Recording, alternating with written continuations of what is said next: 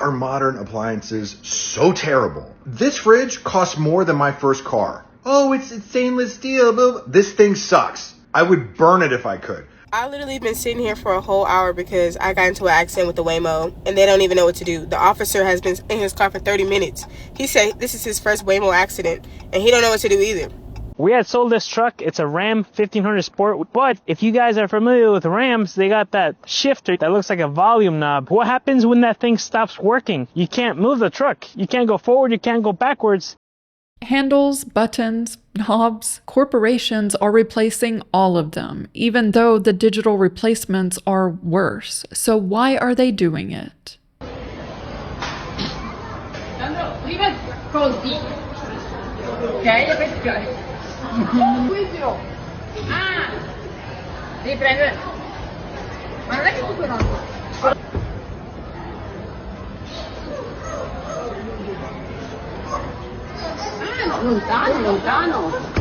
Lontano. Vai.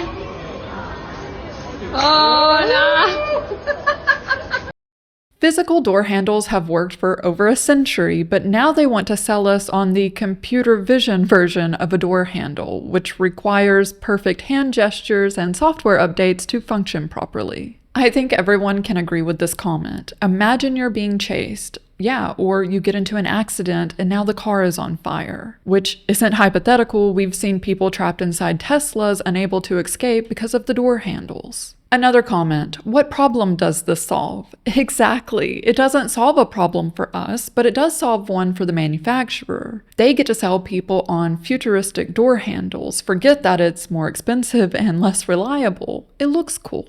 This is the microwave that came with my apartment. There are no buttons to set the duration. I have to scroll with my finger. Who thought this was a good idea? I really don't know why they invented these fucking stupid washing machines with the bottom agitator instead of having the old-fashioned agitators that come all the way up. It just spins. Nothing fucking washes. It just spins. This is an expensive washing machine. Look at this. Deep fill, heavy, high, heavy duty. It doesn't pull the blanket under and over and agitate. It just agitates the shit out of me. Samsung removed the agitator so they could market the washing machine as having a larger capacity, yet the trade-off is they don't clean as well and they're more expensive. Someone said, they are so expensive because you pay for the damn orchestra concert at the end.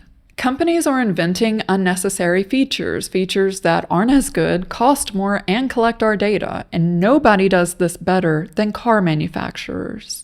Check this out. Inside the new Ford Expedition, you can place an iPad on the center console and slide the whole thing backwards to give the kids something to watch. There are also these optional brackets built into the back of the headrest that you can place an iPad into to watch whatever you want. Or you can even grab your phone and pull on the shorter bracket here, place it in, and pull on this latch to lock it in place. Up front, you get a large display on the dash, a closer touchscreen to connect your phone to, a wireless charger, 2 cup holders, and you can slide the center console out of the way to access some hidden storage underneath. And it looks good with the redesigned front that has an LED light bar that wraps around your headlights, this wild green paint, and these gunmetal gray 22-inch wheels. As far as the price goes, the base model costs $63,000, where this exact one costs $83,000.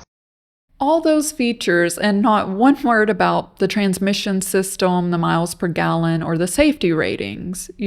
Things that matter when you're buying a new vehicle. No, it's just all about those iPad kids getting their fix. Looking at the comments, iPad kids dream. They can watch the windows. $83,000 and you still have to buy the iPads. $83,000 for a new car is insanity, especially when these cars are literally breaking down minutes after leaving the dealership. But car manufacturers aren't competing on price or quality anymore. They're competing on features. New feature in our brand new Tahoe. That's the caption on this clip, and the feature is water pouring from the overhead console straight onto the infotainment and every other electronic component. The top comment, mechanic here, it shouldn't do that, hope that helps. Someone else said, water features are calming and help prevent road rage. When customers only care about new iPad features and not the actual quality of the vehicle, this is what we get, manufacturers that don't have to care. But everything becoming digital isn't a coincidence, it's the monetization strategy. Listen, I don't know if we're just, because we're in the South, we don't know better. But y'all, tell me this is not the coolest thing you've ever seen. What if somebody can hear me right now? I hope not. This is amazing. Are you thirsty? Come inside.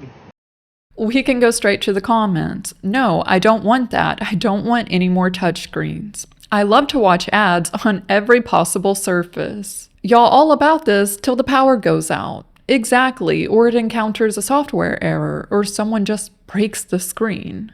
But the bigger concern is dynamic pricing, companies changing the price based on what they think you can pay. And while I don't think these gas pumps are doing it, nothing is stopping them. Because companies like Walmart are already doing this. Walmart just announced digital price tags will be in every single one of their stores by the end of this year. This came after they were awarded 2 AI pricing patents. Now, Walmart claims these patents have nothing to do with dynamic pricing, but the patent literally describes machine learning recommending prices using data like your purchase history, your payment method, even your passport and ID. They're trying to tell us they're not doing dynamic pricing while building everything required to do dynamic pricing. And this video wouldn't be complete without mentioning the new AI features. Did you guys know that Opoly is using an AI chatbot to negotiate prices? So the price was 60 and they're offering me 57, but I'm going to just try 30 and see what happens. So we got hit with the crying emoji and then they said they can do 52.50. 50. They gave an AI response here and then let's see what they say at 40. Okay, so I ended up getting a 17% discount off of the already discounted price of 60. That is such a cool and fun feature that I wonder if other brands are going to start doing this, and I feel like there's a lot of science and thinking behind this. This really is a sign of the times. Every morning a CEO wakes up and asks, how can I profit from AI today? But people are not impressed. What this tells me is that their price is already inflated. This is an extremely slippery slope into price gouging and lack of transparency for other customers. Remember, companies are replacing their real human customer service reps with this nonsense. And every few months, it seems TikTok is forcing a new AI feature. They have implemented an AI feature on here now that can extend your videos. I just recorded a 5-minute long video and then I get to the end of my video and I see this little thing attached to the end of my video. I click on it. It took my exact setting, exactly how I was sitting, and generated 5 seconds of me going like this. And it looked terrifying.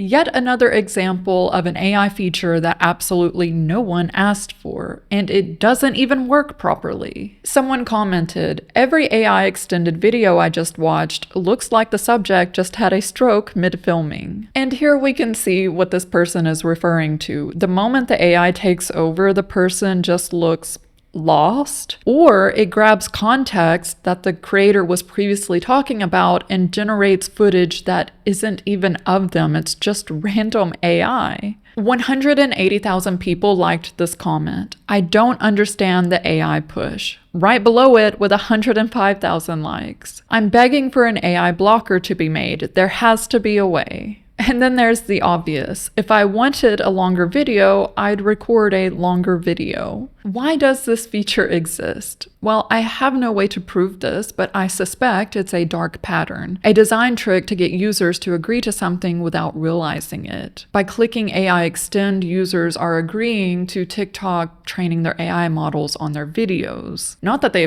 weren't already doing this, but now they have permission.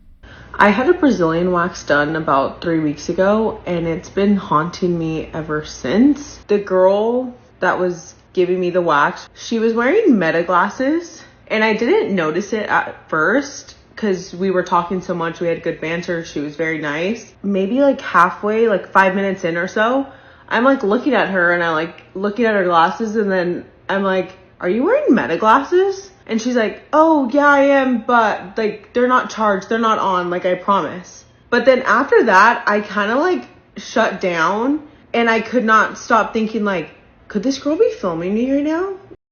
No one should trust Mark Zuckerberg with anything, and yet people are willingly recording their personal lives, the inside of their homes, their children, their jobs that require people exposing themselves. This comment gets it. I don't trust people that wear meta glasses. And before anyone says, well, there's a light. Yes, the glasses have an LED light when recording, but there are entire tutorials online showing people how to bypass it. I genuinely believe products like these are stepping stones. They want people to become comfortable with being recorded because it accomplishes two things. It allows them to train their AI models, and it normalizes a surveillance state. Driver, take me to Chanel. Hello, from Waymo. As we get going, just give us 1 minute. Already almost got into a car accident. Oh my God. I am never doing this again. What problem is an autonomous taxi actually solving? It's not solving traffic. We've solved that with trains. But trains are too functional for Silicon Valley. I mean, you can't move fast and break things with trains. Nor can you price gouge people with surge pricing. So they settled on autonomous taxi.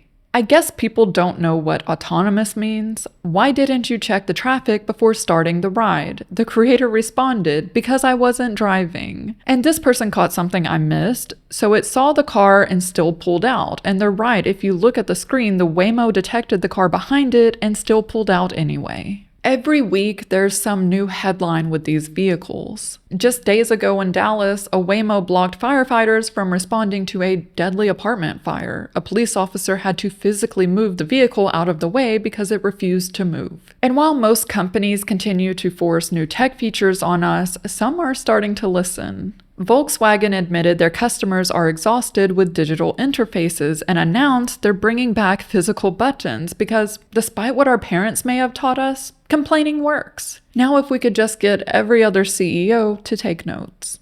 Hey there, you writing a song? Yeah, just something for fun. Do you want AI to do that for you? No, I'm good. Are you sure? AI could write a song with perfect chords and lyrics. It could save you a lot of time. No, thank you. You sure? Because AI... Ooh, a Sudoku. AI could do that for you in like 2 seconds. I like doing Sudokus. Really? Oh hey, do you want AI to summarize that book for you? Leave me alone. Oh hey, I was actually waiting for you this time. Can AI do my laundry for me? No.